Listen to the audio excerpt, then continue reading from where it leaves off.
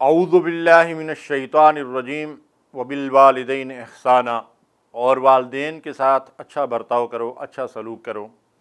قرآن مجید میں حقوق العباد میں سب سے زیادہ والدین کے حق کو اہمیت دی گئی ہے، اور حقوق العباد کی اگر ہم کوئی فہرست بنائیں تو اس میں سب سے پہلے نمبر پہ والدین کے حقوق آتے ہیں۔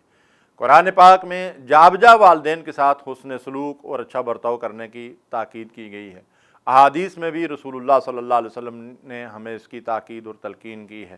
ارشاد فرمایا انشکر لی ولوالدیک، میری بھی شکر گزاری کرو اور اپنے والدین کے بھی شکر گزار بن کر رہو۔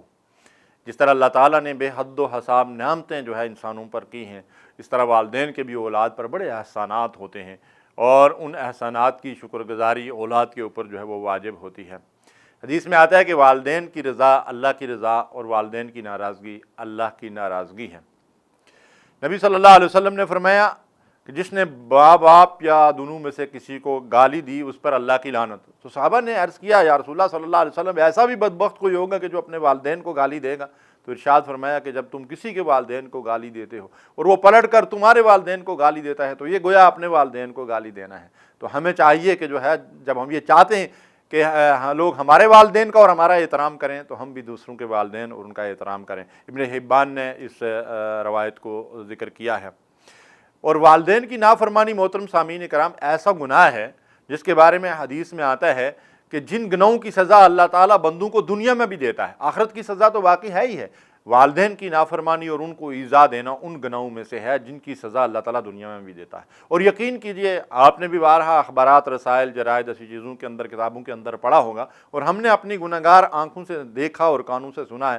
بے شمار لوگوں کو جو ہے وہ اس طریقے سے جو ہے وہ خوار ہوتے دنیا کے اندر دیکھا ہے کہ جنہوں نے اپنے والدین کی نافرمانی کی تو ان کی اولاد نے ان سے بڑھ کر ان کے جو ہے وہ نافرمانیاں کی اور ان کو ایذائیں اور تکلیفیں دی۔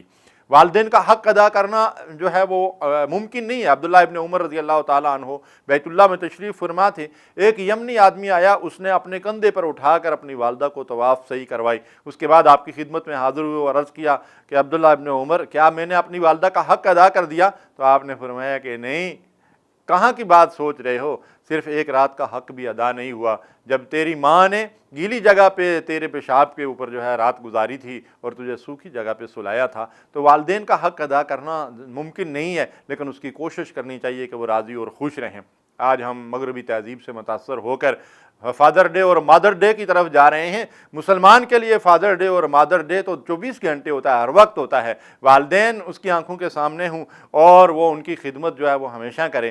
ذرا اس شخص کی طرف دیکھیے جس نے جو ہے وہ تاخیر کی وجہ سے جب وہ گھر پہنچا اور والدین کو دودھ پلاتا تھا تو اس نے رات بھر والدین سو گئے تھے اور دودھ کا پیالہ لے کر ان کے پاس کھڑا رہا اور والدین سے پہلے بچوں کو دودھ نہیں دیا۔ اللہ کو اس کا یہ عمل اس قدر پسند آیا کہ اللہ تعالیٰ نے اس کی بخشش فرما دی، اس کے درجات بلند فرما دیے۔